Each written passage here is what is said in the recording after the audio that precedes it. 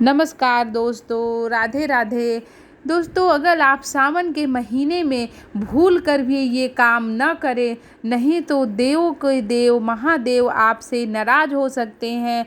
आपके घर में नकारात्मक ऊर्जा प्रवेश कर सकती है।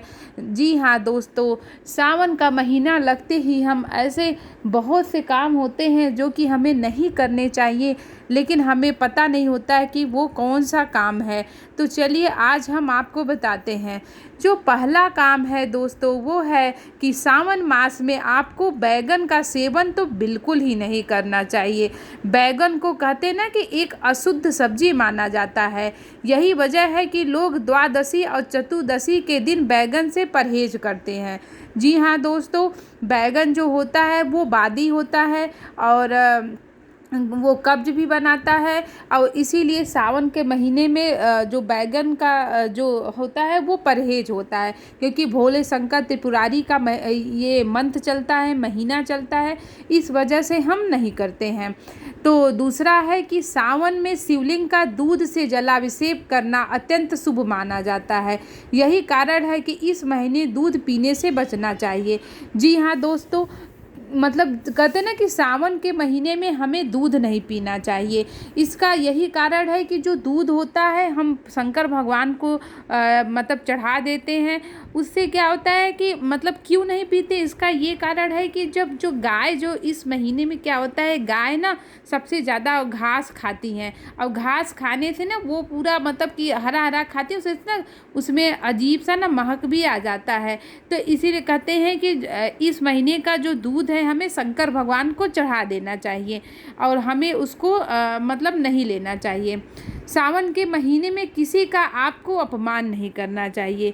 जी हाँ दोस्तों, क्योंकि अगर हम सावन के महीने में किसी का अपमान करते हैं तो वो क्या होता है, वो भगवान हमारा सब देखते हैं, भोले शंकर देखते हैं कि ये आदमी किसका सम्मान करता है और किसका अपमान करता है।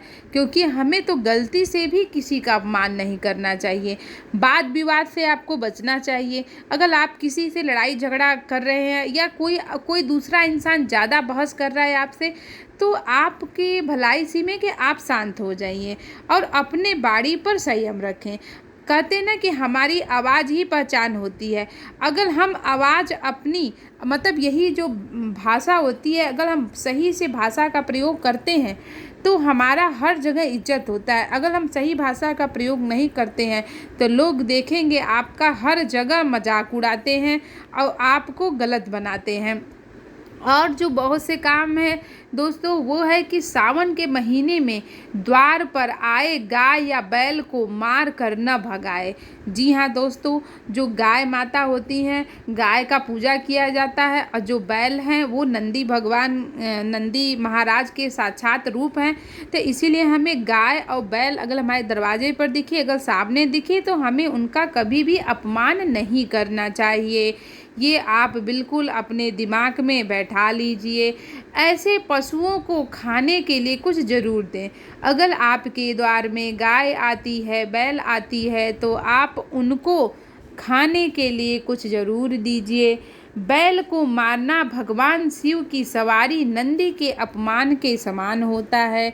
जी हाँ भक्तों, कहते हैं कि नंदी बाबा जो होते हैं, अगर हमें शंकर भगवान के हम मंदिर में जाते हैं तो सबसे पहले जो हमें मिलते हैं वो होते हैं नंदी महाराज जी।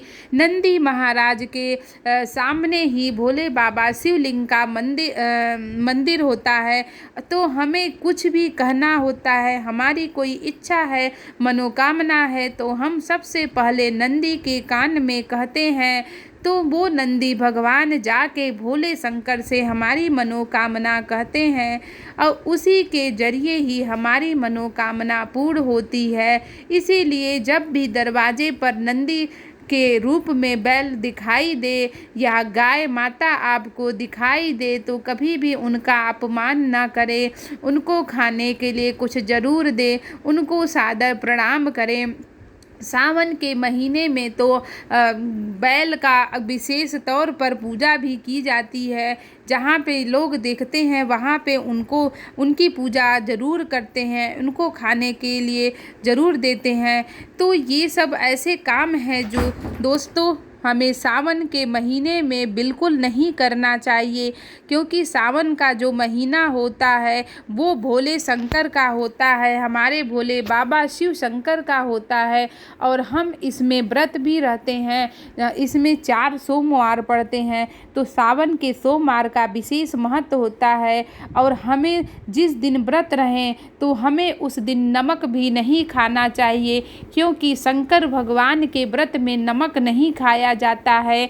हमें सिर्फ एक टाइम अगर आप भोजन कर रहे हैं तो भोजन भी कर सकते हैं, लेकिन मीठा से बना हुआ भोजन अर्पित करें, शाम के टाइम भोजन करें, मीठे खाद्य पदार्थों का यूज करें, प्रयोग करें, लेकिन नमक आप बिल्कुल न खाएं। सात्विक तरीके से रहें। लहसुन प्याज का आप उस दिन जिस दिन व्रत रहे उस दिन तो उपयोग बिल्कुल मत करें।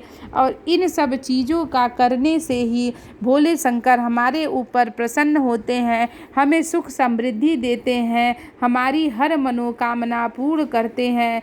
तो आप इन विशेष बातों का ध्यान दीजिए कि सावन के महीने में दूध ना पिएं और बैगन का प्रयोग न करें, किसी को अशुद्ध भाषा का प्रयोग न करें और हमेशा सात्विक तरीके से रहें, अपने बॉडी पे कंट्रोल करें। तो इन सब चीज़ों को अगर हम करते हैं तो भोले बाबा हम पर प्रसन्न होते हैं और वो हमारी मनोकामना पूर्ण करते हैं। तो आप भी अपने घर में भोले शंकर का व्रत रहिए, पूजा करिए। सावन के महीने में उनको बेलपत्र दूध से स्नान कराइए, उनको जल दीजिए, मेवा मिष्ठान का प्रयोग करिए और सात्विक जीवन से रहिए।